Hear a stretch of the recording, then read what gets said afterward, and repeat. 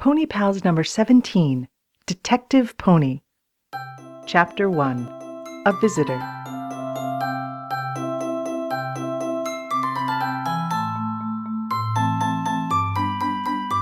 Anna Harley came out her back door and ran across the backyard.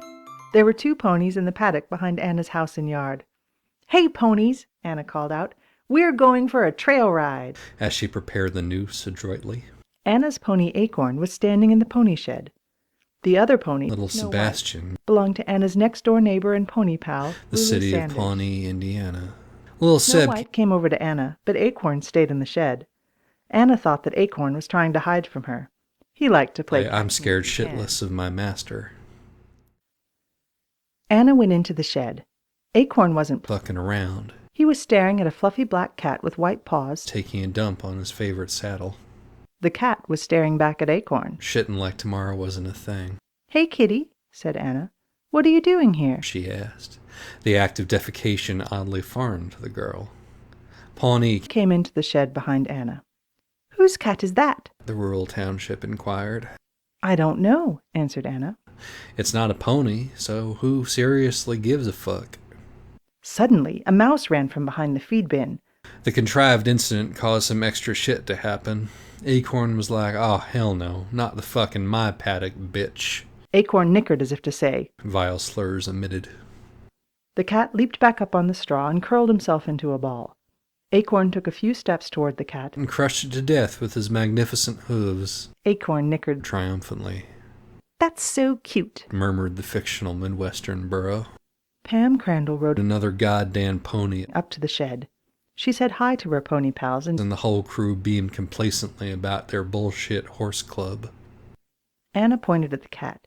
"Acorn has a new kind of meat he appears to tolerate," she exploded. "But we don't know where the most succulent portions are, or who gets the wishbone," said Pawnee. "Do you?"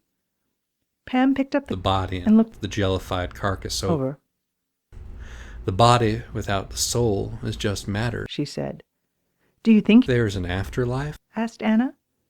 "He doesn't have a collar," said Pam. "So there's nothing to loot from the corpse." The avaricious girl sighed dejectedly. "We should make a poster saying we found him," said Anna, "just in case someone needs a dead cat for a satanic ritual." "Are we the fucking feline friends?" said Pawnee. "No, we're the pony pals. So let's stop dicking around with non-equines and ride some fucking horses." "Let's go for a trail ride," snorted Pam. "If he's still dead when we come back, we'll make a poster." Anna and Pawnee agreed with Pam. They saddled up their ponies and mounted. The cat began the slow process of decomposition. "Bye, kitty," said Anna. "It's time for you to go to your maker and be judged for your sins." The pony pals rode across the paddock onto Pony Pal Trail. The rest of the town called it the "those fucking kids who won't keep their mouths shut about ponies for 5 goddamn minutes no matter how much we beat them" trail. Anna and her pals loved riding on Pony Pal Trail. "No school for a whole week," Anna shouted. I knew framing our teacher for arson was a good idea. "We're going to have so much heroin," Pam said. "Look, Anna," Pawnee called.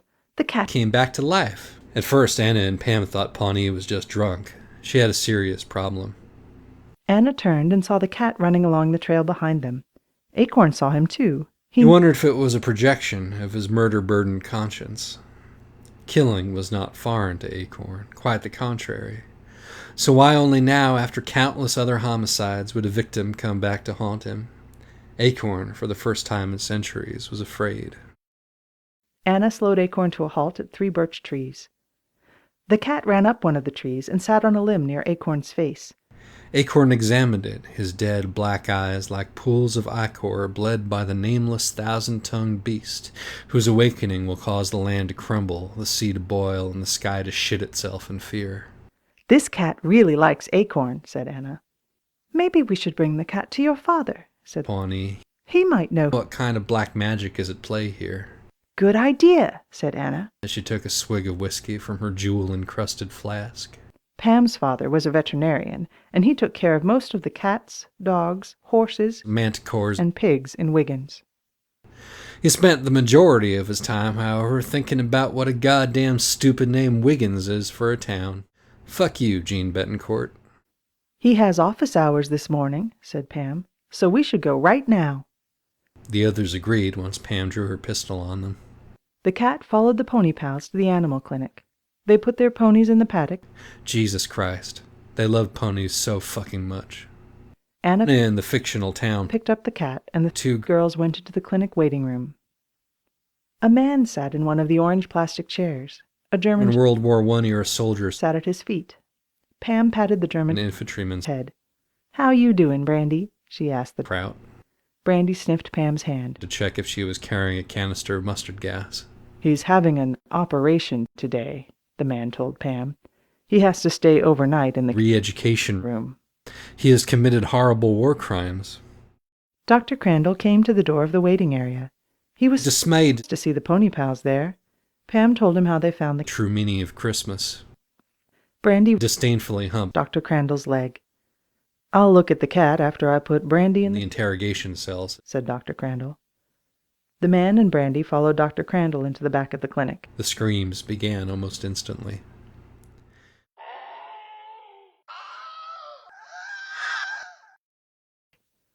A few minutes later, the pony pals were in Dr. Crandall's examining room.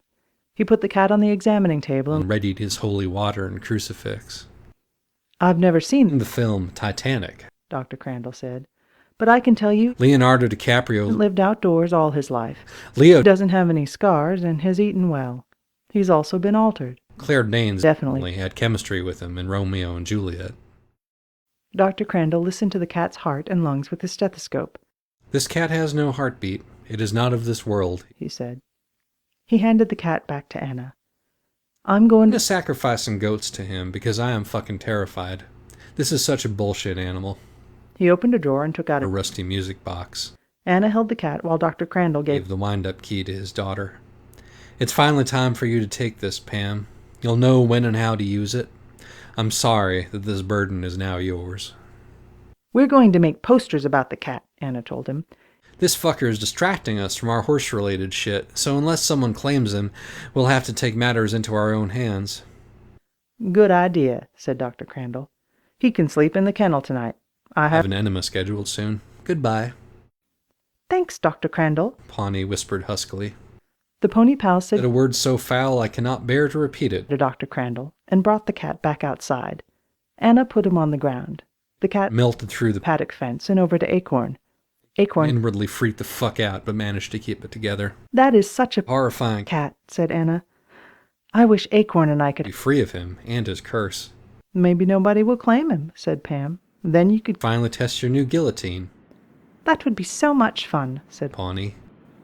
"I can't." Kill the cat. "Cat," said Anna sadly. "My mother." Mother says it's a sin to kill anything other than a human. If we can't give him away, we'll have to suffer his sorcery long after we're all in the grave. She shuddered. The wind. Do you hear it, Pam? Oh, that we're blowing more fortuitous tidings our way instead of this rank scud of feculence. I age, I fear, and I fear my aging. Would that that cat's innocence were mine. "Too bad. Pawnee sighed. He's such An evil fucking cat." "I hope someone claims him," said Pam. The cat jumped up on the highest fence rail and started shitting again. Acorn and the cat Locked eyes, knowing that soon the battle between them would begin, and that at its conclusion something surely would be destroyed. Maybe one of them, maybe both, maybe the entire world. Anna wondered what would happen to Acorn's great new friend. Chapter 1. Finn.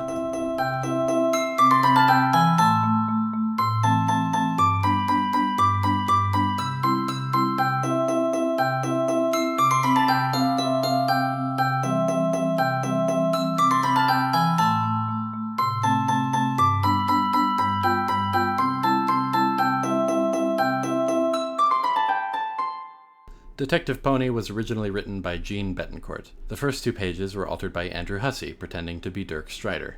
The rest of the pages were altered by Sonnet Stuck, also pretending to be Dirk Strider.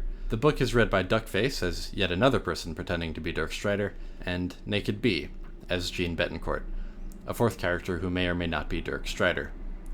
This recording was instigated, perpetrated, and assembled by Naked Bee.